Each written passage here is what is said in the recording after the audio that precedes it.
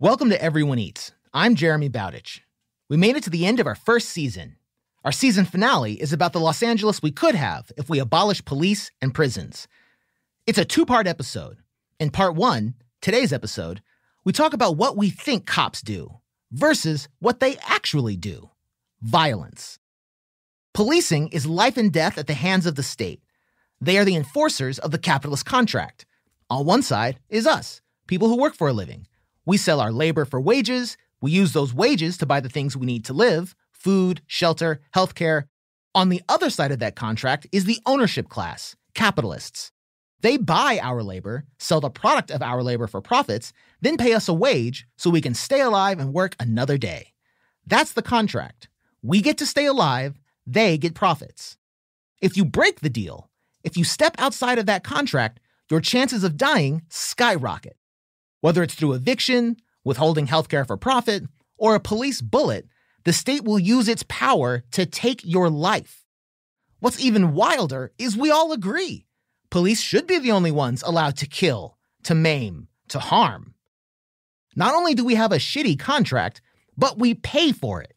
We use public funds to enforce a contract that protects and serves private profit. Why did we let this happen? Shout out to Calvin Warren, an associate professor of African American Studies at Emory University, who describes this in more detail, using philosopher Michel Foucault's idea of biopower. In short, what biopower is suggesting via Foucault is that life takes center stage in politics. And the objective of a biopolitical order and of biopower is to make one live on, and the not having a choice, but the making of a person live on, or the letting of one die, is the objective of biopower and the state's role and the exercise of its power. Now, Mbembe wants to depart from this. Calvin's talking about Achille Mbembe, a Cameroonian historian, political scientist, and educator. Building off of the idea of biopower, he's going to tell us about necropolitics. In necropolitics, death takes center stage. The state is not as much interested in making one live or die, but in using death as its premier articulation and manifestation of its power. Now, one way that we can understand necropolitics is through war, right? War is all about death. Right? War is not about making one live on or manipulating the conditions of one's life. War is really about making one die, right? War is about death. Death becomes the objective and the obsession of war. War is about domination and control and the destruction of the autonomous self. Necropolitics is when war itself becomes politics, right? It is through war that the state exercises its power. It is through the obliteration, the annihilation of bodies, the devaluation of the human, that the state is now exercising its power. On Everyone Eats, we believe a person's right to their basic needs is greater than anyone's right to make a profit. Free healthcare, free education, public housing, fair wages, a world without police or prisons. It's all possible if we fight for it together. Each episode, we take a look at a basic need for all Angelinos. Who has it? Who goes without? Why? And what can we do about it? I talk to activists, educators, advocates, and people just trying to make ends meet. Join me, Jeremy Bowditch, as we imagine a Los Angeles where everyone eats. Or, put another way, in the capitalist justice system, workers are divided into two separate and equally exploited groups: the police, who protect capitalist property with violence, and the rest of us, who fund rising police budgets to stay safe. These are their stories.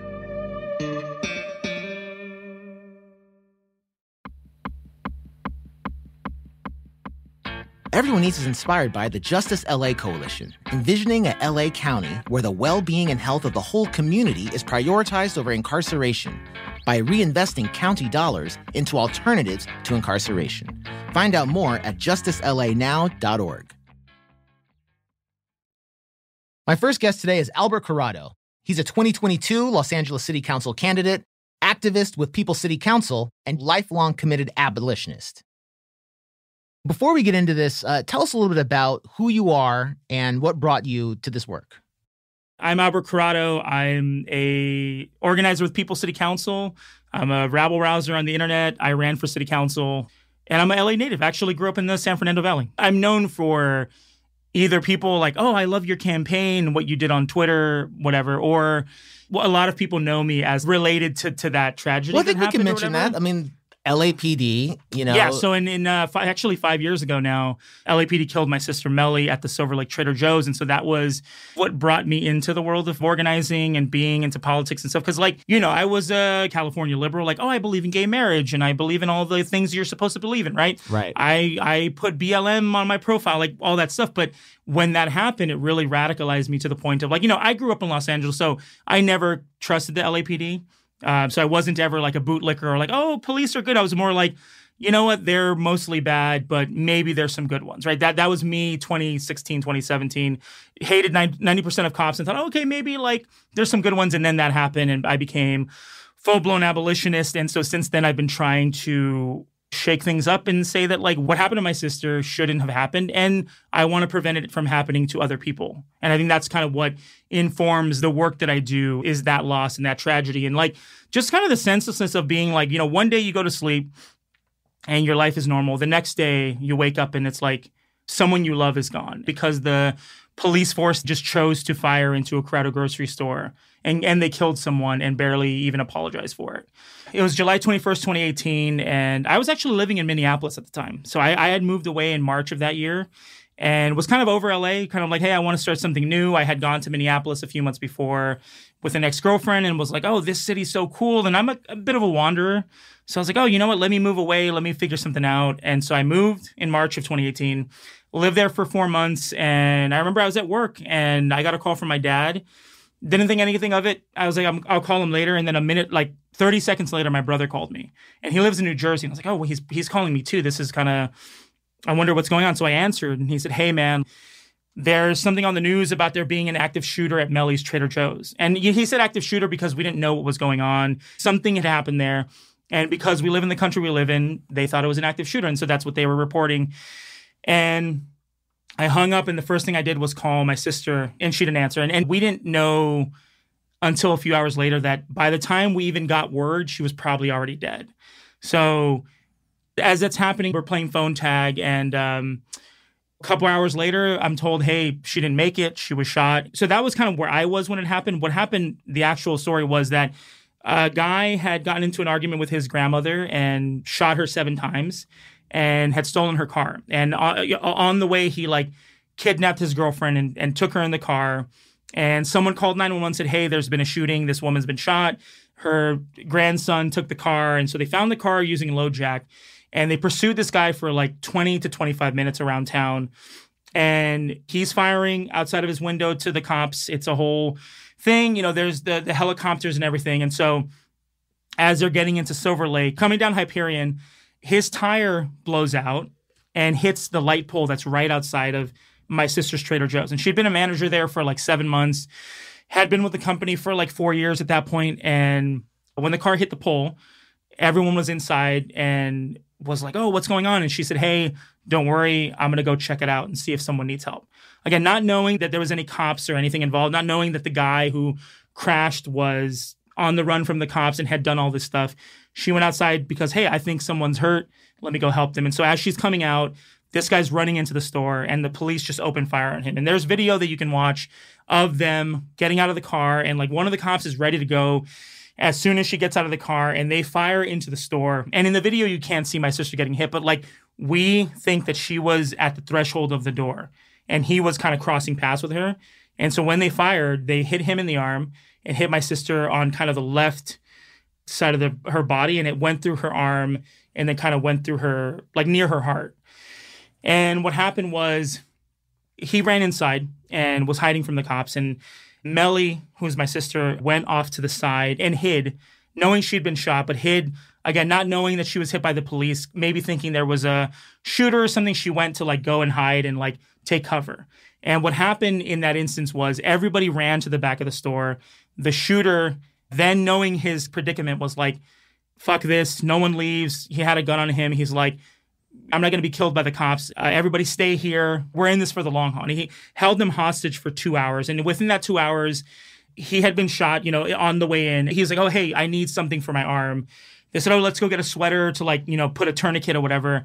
As they went to go get a sweater, those were kept where my sister was. And so they found her maybe half an hour after she'd been shot. And she'd lost a lot of blood and had been laying there for a bit. And so they told the guy, hey, there's a girl here. She's really hurt. And he said, that wasn't me, but take her out of the store. And so they took her out of the store, dragged her out.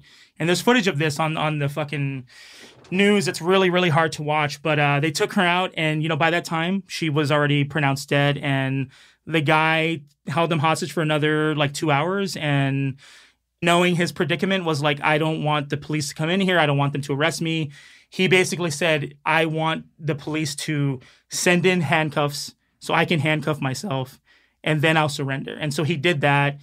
And she died on the scene, and I flew back home the next morning, and my dad told me, hey, I'm hearing that it was the LAPD. People who were there know that it wasn't the guy who was the suspect. It was the LAPD. So we're going to sue them. And so basically I came home. We filed a lawsuit a few months later. And since then, the only sort of apology we've gotten from the police department was because initially they said it was his bullet.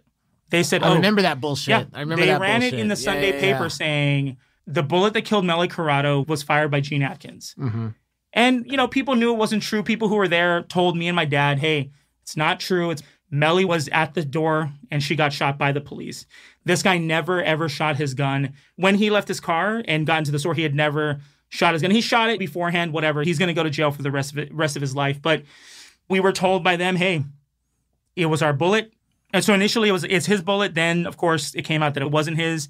It was their bullet. And so we said, we're going to sue them. And the reason I got into political organizing was because I knew that this trial was not going to be anything more than just we might get some money out of it. And that's the only justice we can have. There's these police, no change, no. These officers rules, there's never going to be any change to the protocol. They're not going to go to jail or anything. They're not going to be even reprimanded. They were given a clean bill of health by the police commission saying the shooting was in policy. So I said, you know what? If we win money from this trial, I'm going to take care of my dad, buy him a house, make sure he's taken care of. But the fight will always continue in going after the LAPD. And so when it happened that day, I knew I had to come home. And then I knew that as soon as we knew it was the LAPD, we were going to sue them, and that my life's mission was going to be to sort of try to get rid of them. And so to me, that's been my last 5 years of trying to live a life without my sister and say that, what happened to her was tragic and that I'm going to do everything I can to make sure it doesn't happen again. And it has happened since then. But to me, the LAPD will never learn. They will never be trained in a different way. Not that any of that would even mean anything. But to me, it's the moment she was killed is the moment I was called into action. Right. And so running for city council, doing all the stuff I do with social media and People's City Council is all kind of in the spirit of trying to get back at them. And my sister's last moments were spent trying to help someone. Again, she didn't know the situation. Of course. She just thought, hey, I'm going to go help someone. And so for me, the reason why I lead with hey, give everybody everything they want, make sure no one suffers is because Mely was I don't want this person who may be hurt to suffer. I want to render aid. I want to do something for them. And the thing is, you have to help people, I think, even when you don't know what's beyond the door, right? Yeah. 10 times out of 10, Mely is going to go and try to help someone. And because she did that, she ended up being shot by the police. And it's not her fault. The fault lies solely with the police. But if you're telling me that it's okay for the police to fire inside of a grocery store on a Saturday afternoon in a very crowded part of town, you're fucking wrong. And if I can prevent more people from being killed by the police, then I'll have done some good in this world. And, there's a lot of moving parts to it, but ultimately it kind of comes down to Mely was at work, was not stopped by the police, was not doing anything that anyone can say was her fault. She was just there trying to help someone and she died. And what does it say about our city that 5 years later, nothing has been done to change the way they deal with situations? Because a lot of more people have been killed since Mely was killed. Yeah. I know a lot of the families of people who've been killed by the LAPD. And It's the same thing every time. And so they never will admit that they did anything wrong. They'll say, we're sorry, it's a tragedy. But for me, when I think about how can we reallocate the budget? How can we do this? It's all informed by this lived experience of like, if the police hadn't been given so much money in the last 20, 30 years, if they hadn't been given free reign to do whatever the fuck they want, then perhaps Mely would still be here, right? Perhaps they wouldn't have been so emboldened and brazen enough to do what they did, but they were, and they did. And I go back to 92 when the uprising happened. And just so everyone can follow along at home, we are talking about the Rodney King verdict and the civil unrest that happened afterwards. Because of the uprising and the things people did, it was like, cool, LAPD, you get all the fucking money you want. And these things have a ripple effect, man. I mean, I think that the decisions that are made at a city level now are going to have effects 20 years down the line, because if we choose to give more money to the LAPD, to the police, then all these things are going to keep happening. And it's not just going to be Mely, it's going to to be so many fucking people. So, dude, anyway. 3,000 more cops coming for the Olympics. For the Olympics, yeah, so man. Enjoy that, Los Angeles. Yeah, I mean, and we just had the 5-year anniversary, so it's been very fresh on my mind. But that's how it goes, man. I mean, it's one of those moments in your life where like everything changes. Like your relationships with people, your friendships, your way of thinking. I'm like, who the fuck was I even 5 years ago? Sure. Right? Like, who was that? What was I even worried about? What was my life about? I can't even really remember, because one day something happened and it became like, this is who I am now. And this is new problems. Yeah, this is my life's work now. And I never would have guessed that I'd be some like guy who's like known for having opinions about politics or whatever, right? Like, or some guy who like ran for office. I'm like, in the depths of my sadness after everything happened, I was like, how do I go on? How do I do anything with this? How do I live without a piece of me? How do I go and live in this world when I'm in so much pain? Never suicidal, but more kind of like hopelessness of like, my sister's gone. Like, she was my baby sister. This is horrible. I can't even see what's on the other side of this. And then as time goes on, you adapt and you figure stuff out and you find yourself kind of on the other side of this thing and saying, oh, well, yeah, it was hard and it was tough, but like, I survived that. I was able to get past this. You're still here. I'm still here. I'm still able to do things. And yeah, I'm different. And yeah, there's things that now affect me a certain way, or now there's the sadness that I carry with me, right? Like I'm never going to be the person I was before this. Now, having built this community of people and met, people like you and people who inspire me and who I talk to and who love my campaign or who knew Mely or whatever, or who've only heard of Mely because of me, and saying what you say about your sister makes me wish I had known her. I wish it were different. I wish I could have found my way into this world in a different way without tragedy. But like, ultimately, I found that like, as long as you just keep going and be kind of kind and gentle to yourself, then you'll be okay. And so for me, like anybody out there who's like feeling like they're at their rope's end and saying, what is even the point? Like, it will reveal itself to you somehow. I think if you stick around long enough and if you're open to it, something, I don't know what it is out there, but it will show itself to you and give you a mission. And my mission for me, it became abolition and honoring my sister and telling people, hey, like the police that you think are good, they're bad. And I will talk about that shit forever and ever, because now that's my passion is to come after the police. And it one day I woke up and it revealed itself to me. And, that's what I got to do. We'll be right back with more Everyone Eats. Everyone Eats is inspired by Etna Street Solidarity, a Los Angeles, San Fernando Valley community on Etna Street organizing against the criminalization of the poor. We share food and clothes. Find out more on Instagram at Etna Street Solidarity.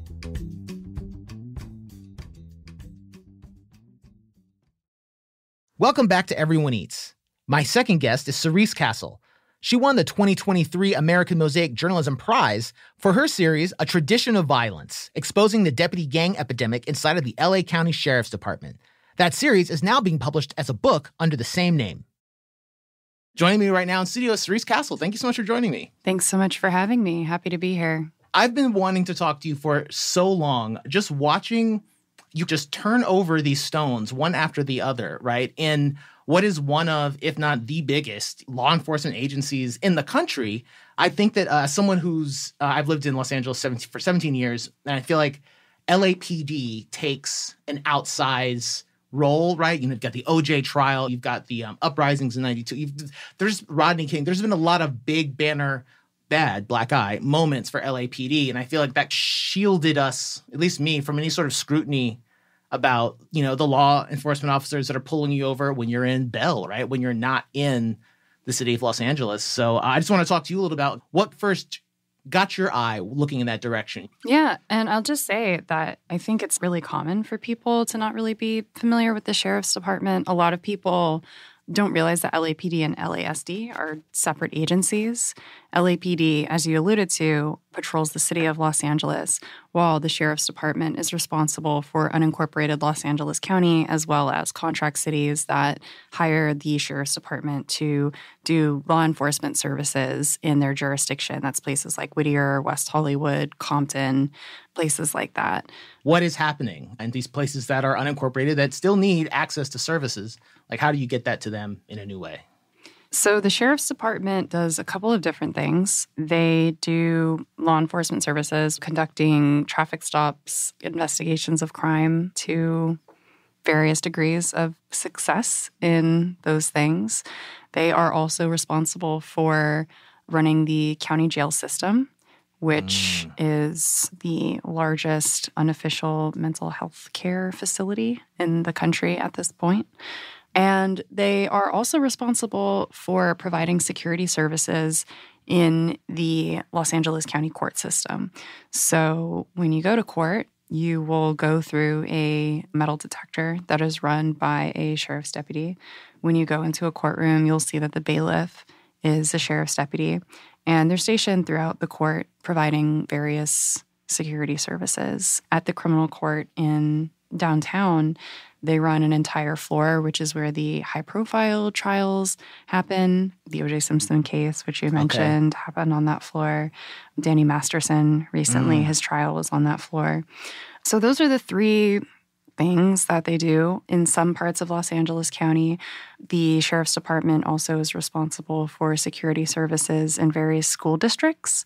So the Antelope Valley, their school system, as well as several private and public college campuses throughout Los Angeles County. And as far as what got me interested in it specifically, I had heard about deputy gangs since I was a little kid growing up out here in Southern California. And it just was always something that I was curious about, intrigued by.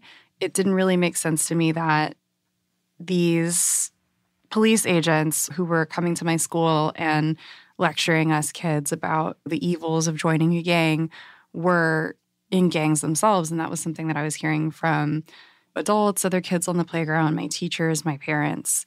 Common knowledge, it sounds like. Yeah, I think the deputy gang issue has been, like so many other things, just sort of an accepted fact of life in a lot of poor Black and brown neighborhoods in Southern California, but not something that was ever documented in any official capacity. If you weren't part of the community, you didn't know about it. Earlier this year, the Civilian Oversight Commission, which monitors the Sheriff's Department, concluded the first ever investigation by a municipal agency into this matter.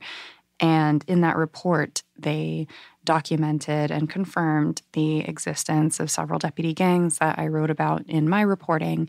And they also put forward several recommendations for how the department could address this problem. And as of us sitting here right now, the Sheriff's Department has not adopted any of those policies that have been put forward by the Civilian Oversight Commission. Instead, what the sheriff is doing currently is he's hired some consultants to draft a new policy that he wants to come up with. Counter-proposal. Indeed, yes. For those who don't know, we're saying deputy gangs, and I allow you to give us the background, but we mean deputy police officers working for the Sheriff's Department in cliques or groups with tattoos that do crimes together. Exactly what you think of when you think of gangs and gang members and gang activity, except they are also active on-duty sheriff's deputies. Yeah, and no shade to you. I really resent and resist using words like clique, subgroup, fraternity, secret society when it comes to this stuff. No euphemisms. Yes, I think it's very important to call them what they are, which are criminal gangs. And my industry has played a really big role in couching the problem in language like that, helping along the forces that want this to continue to be hidden and obfuscated.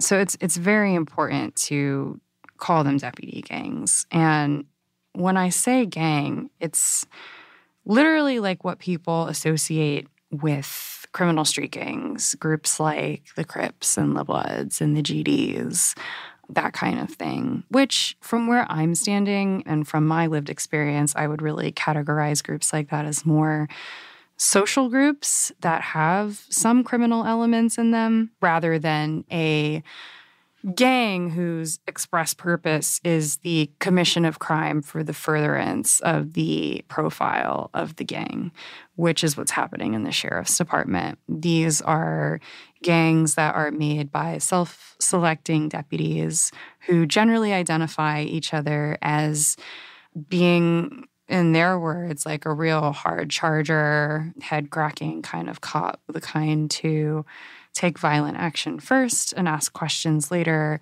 willing to cover up for someone that may have done something wrong or look the other way when something shady is going down. And they get together and they come up with tattoos, which under California state law is one of the 3 prongs that must be present to categorize these as gangs. And what they do on a day-to-day basis is they commit crime. They falsify police reports. They kill people. They beat people up.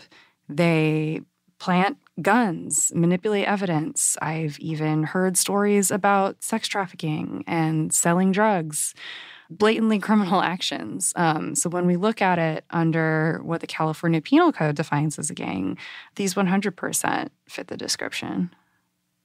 What could someone in a community with an active deputy gang in their station, what could they expect beyond your standard patrol stop and frisk activities? You would probably see an outsized number of deputy shootings. I recently did a series looking at deputy shootings throughout Los Angeles County and hyper-focusing in on the community with the highest number, which is Compton. And Compton is known to have had a deputy gang at its station that is known by the public as the Compton Executioners. And the Sheriff's Department has only been in Compton since the year 2000. The gang was created in 2002, and in that time, we've seen 88 total shootings in Compton, and that is double the number of shootings in the area with the next highest number.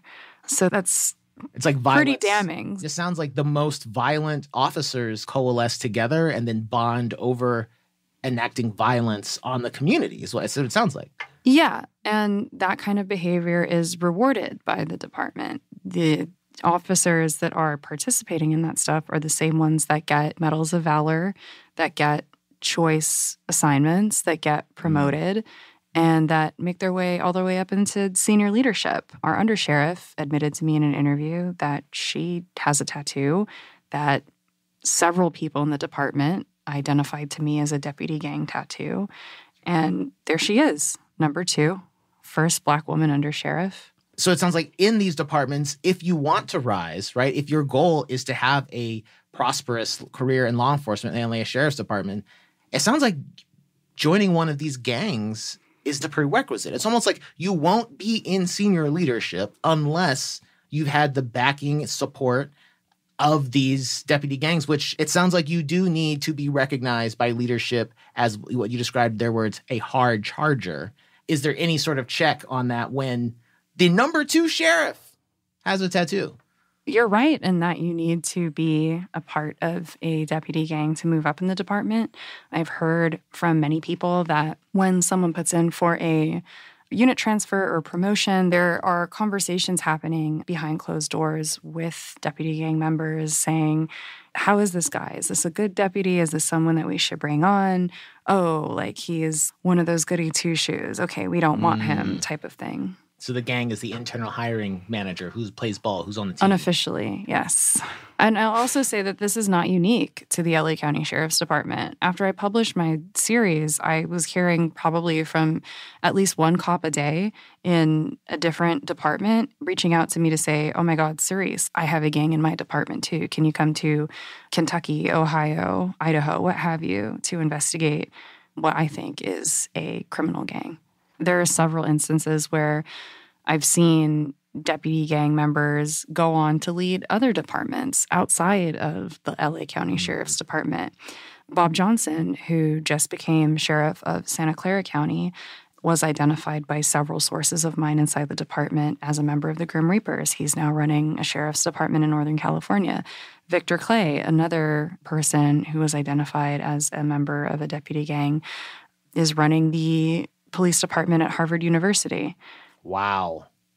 So it's not just happening in the department. This is really a breeding ground for this type of behavior, and it's exported, it sounds like, all over the region and left unchecked maybe nationally, right? Cecil Rambo, another one, former sheriff candidate, is and also identified by several people as a member of a deputy gang, though he adamantly denies that, as do the other two. He is head of the police agency at LAX, LA Airport Police. Right. I'm wondering, have you experienced any sort of blowback or intimidation from the department informally or formally? And if so, would you even feel comfortable talking about that? Just what's your experience been? Absolutely. I mean, I faced a ton. Sheriff Villanueva, for the remainder of his term after I published the series, went on several public platforms, including a local radio station, and advocated for people to sue me, implied that I was only reporting on this to make money and that I had made this all up. Not a fictional writer. I'm not gifted in that way. And I don't think I could come up with this story even if I tried. It's just like too crazy. I was detained at a press conference that I was attending just a couple of weeks after the initial series on deputy gangs was published. I found out that I had a team of crime analysts monitoring my social media after the series was published. Wow. So, I mean, there's been a ton of consequences. Absolutely. You said that there was a crime team analyzing your social media. I don't know if this is real, but I heard that Villanueva had a staff of 100 information officers whose job it is to identify political enemies and then find... That's the crime analysts. Right. That's what they do. Yeah, and then find extrajudicial ways to influence and intimidate. It's definitely questionable. I've seen some of the things that they've said about me, and what I've seen the most is they have this software that they use, and LAPD uses it as well, where different accounts that they flagged or different posts that they flagged, they will pull from and send around to different stations and jurisdictions and say, oh, this is something that's going on that we need to monitor. One that was really strange that my colleague Joey Scott at Knock LA recently found was that the LAPD found information about Valentina Orellana Peralta, her funeral. This was a teenage girl that was killed by a LAPD officer at a Burlington just a couple of days before Christmas. The officer went into the store and ignored his colleagues' commands to stay back and fired at the suspect, killing not only him, but he also killed Valentina, who was in a fitting room just behind where Daniel was standing. And her funeral was, media sensational event. There was reporters from literally all around the world covering this because it was a really terrible, tragic event. And the LAPD saw postings about this funeral done by a activist group and put out a note saying that they needed to monitor the funeral for things that may be happening in conjunction with that. And it was just very unusual because, this is a teenager's funeral. I don't really know why there is a need to monitor something like that. What are they anticipating? That Unclear. Unclear.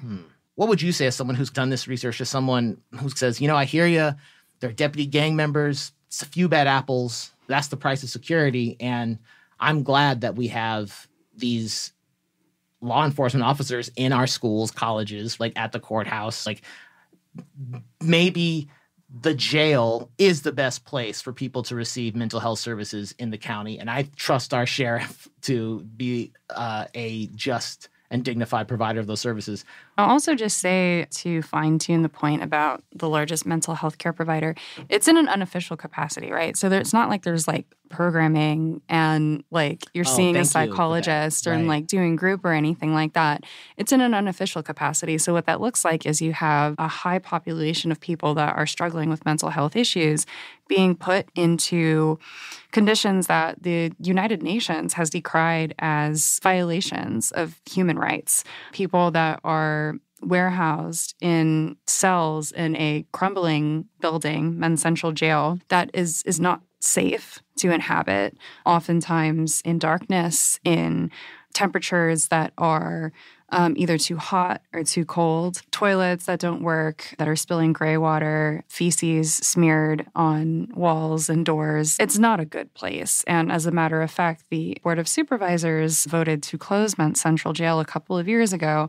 That has not happened yet. And when Holly Mitchell was asked about it, I believe by a reporter at LAist, she said, I'm paraphrasing here, but that was more of a symbolic gesture. I'm not really sure how voting to close a facility could be symbolic, especially when this facility has been decried by not only county agencies as being unsafe and inhabitable, but by international human rights organizations as being such.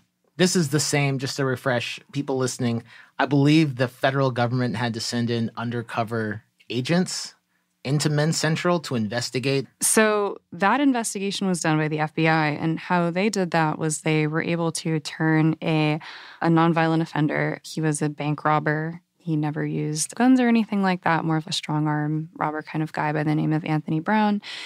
And he was recruited by the FBI to be an informant on the inside while he was incarcerated at Men's Central Jail. And Anthony chose to do that because he was repentant for what he had done in his youth, in his past, and wanted to make a difference in his community and wanted to give back in some way. So he was provided with a cell phone by the FBI, and that was how he kept in touch with his handlers and reported what was happening. The sheriff's department found out about it. And according to the federal convictions that eventually came down, there was a plot that was hatched with the knowledge of Lee Baca to move Anthony Brown around so his FBI handlers could not reach him. And he was just a ghost in the system for several weeks. And they did that by changing the entries in the jail system under his name, checking him in and checking him out under new names. And they would use aliases like Robin Banks as a joke about what they were doing. And they even threatened an FBI agent. 2 deputies showed up at this woman's home, and there is a video of them threatening her. She's trying to get into her car. This all ended with the undersheriff and the sheriff going to federal prison for obstruction of justice. This is the former sheriff of Los Angeles, Lee Baca, currently doing time for... He's actually out. Both him and Paul Tanaka were released in early 2020. I believe Lee Baca was convicted in 2017. I think it would be very easy at this point to fire the deputies that we know that are in deputy gangs and participate in deputy gang activity. The Inspector General has identified at least 35 and has asked them to come forward and show their tattoos. That was actually shut down very recently in civil court because the deputies challenged that and the judge found in their favor, which is being appealed. But at this point, none of them have been fired for that activity. I think that would be a great place to start.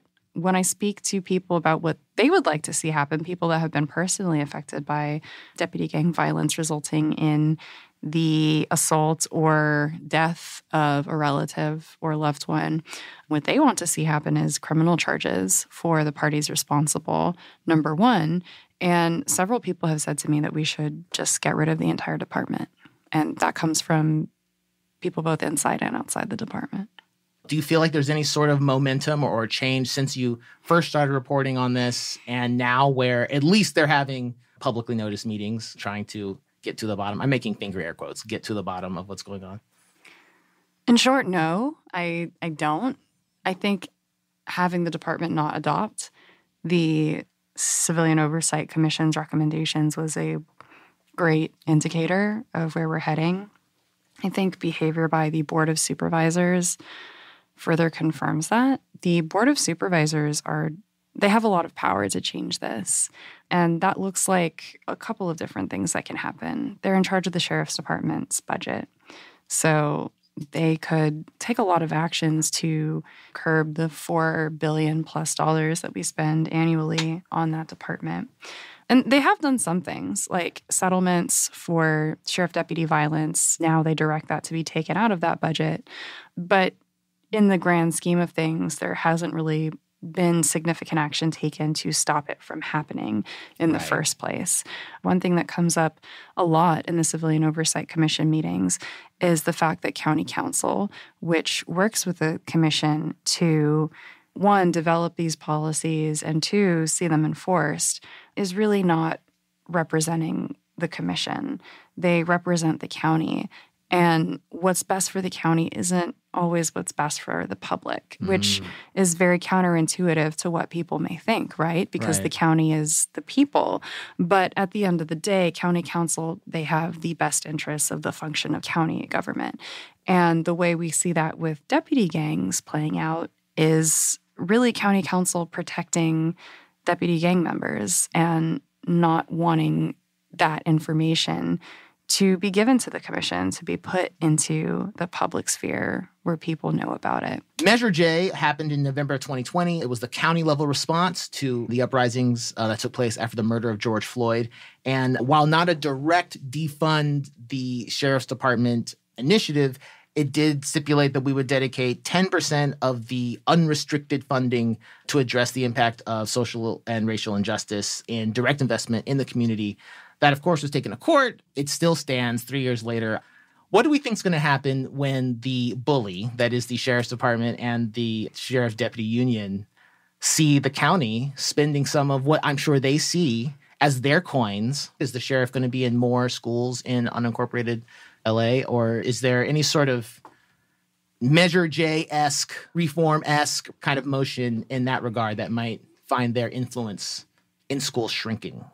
They certainly want to be in more schools, but there is a concerted effort to prevent that. Cancel the Contract, Antelope Valley in northern Los Angeles County, where we see a lot of deputies throughout their school system, has really led the charge to remove the deputies from the schools throughout their school system.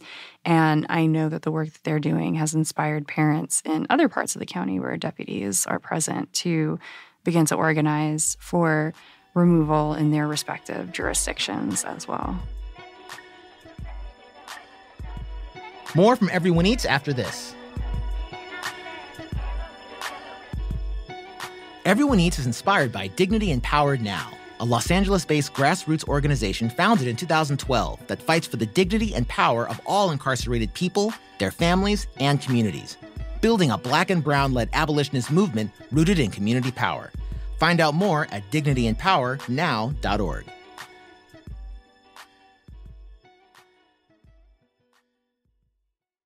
Welcome back to Everyone Eats. My third guest is Dr. Melina Abdullah, a co-founder of Black Lives Matter Los Angeles. She was a guest on our first episode. Now, we just heard Cerise talk about the retaliation she faced from the LA County Sheriff's Department. I had to ask Dr. Abdullah, as a vocal critic of policing in Los Angeles and a co-founder of Black Lives Matter Los Angeles, had she faced any retaliation from LAPD? So in 2020, I was SWATed by LAPD. Yes. And that's when someone makes a false allegation of violence and tries to elicit a violent response, tries to get them to the police to kill you. Using the police as a weapon against your enemies, political enemies. Right. Just tell us about that. It was terrible. They surrounded my house with my 3 children in it with assault rifles. It was one of the only times I was positive I was going to die. And as a mother, my 3 children were home because it's COVID, so they're quarantining. No kids are at school.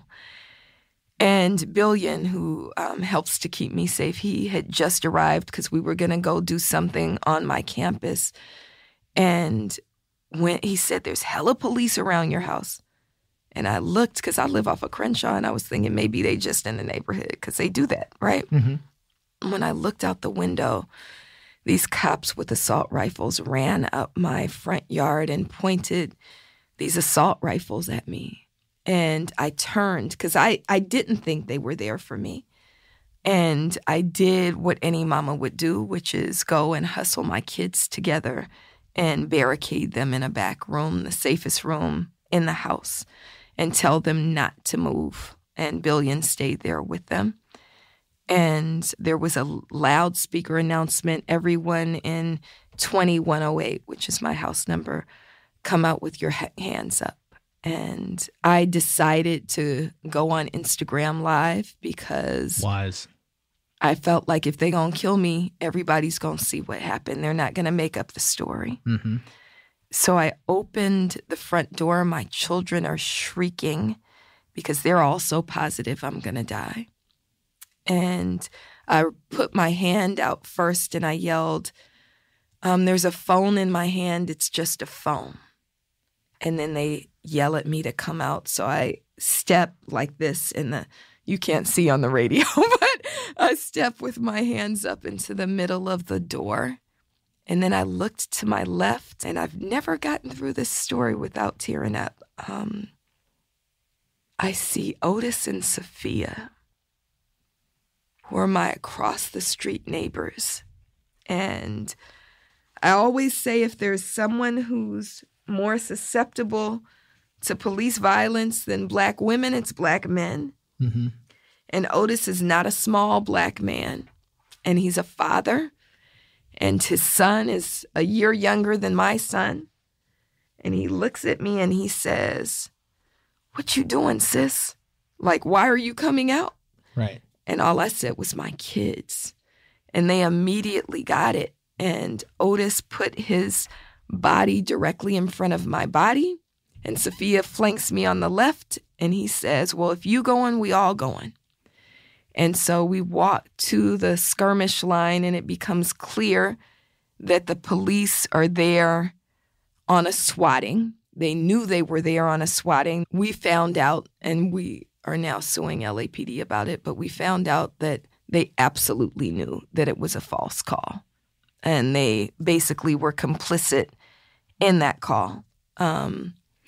And so get to the skirmish line. It's clear to me that they were faking it. It's clear to everybody that they were faking it.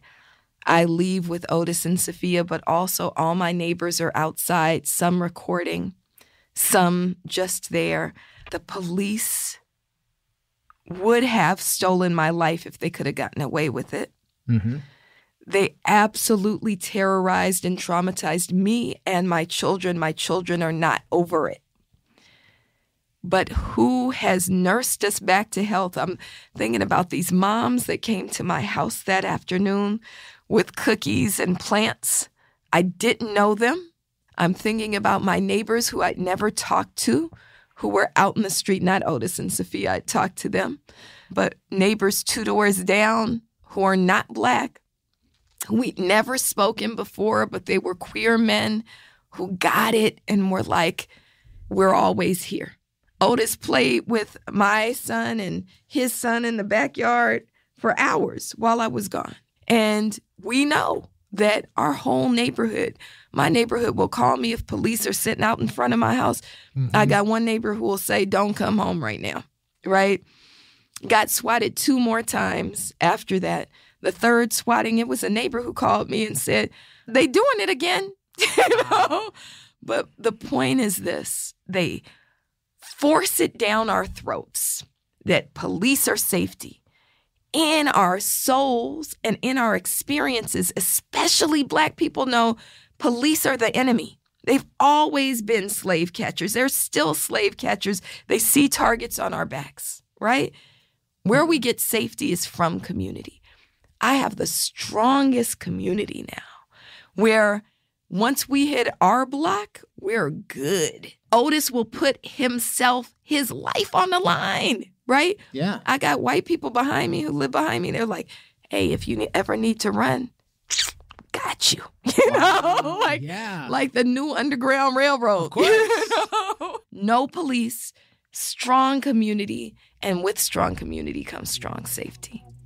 I love that. We keep us safe. We keep us safe. Not the police.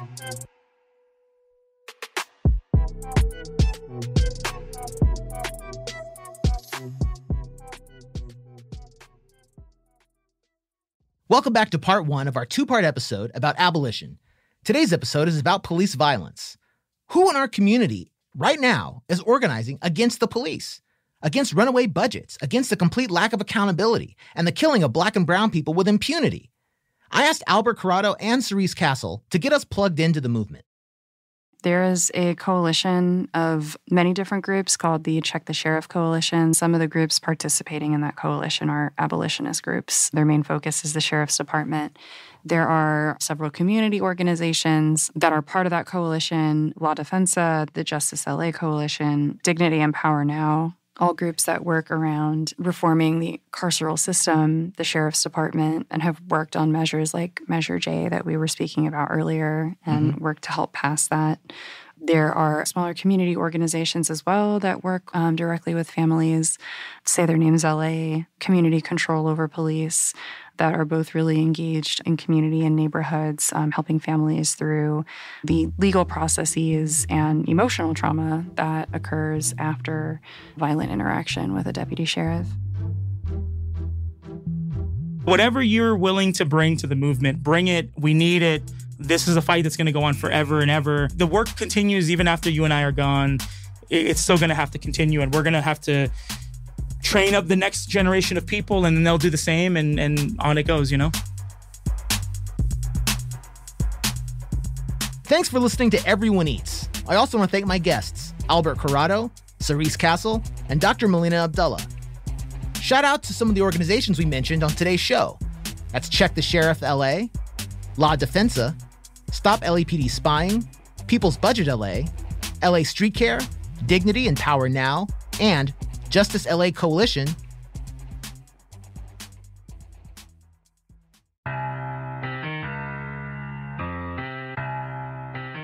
Everyone Eats is hosted by me, Jeremy Bowditch. I'm also a producer on the show. So is Joy Sanford and Dan Gallucci. The show is recorded at Boyle Heights Beat in Boyle Heights, Los Angeles, California. Follow the show on social media at Everyone Eats LA and our website, everyoneeats.la. Come back next week for part 2 of our Police and Abolition 2-part episode.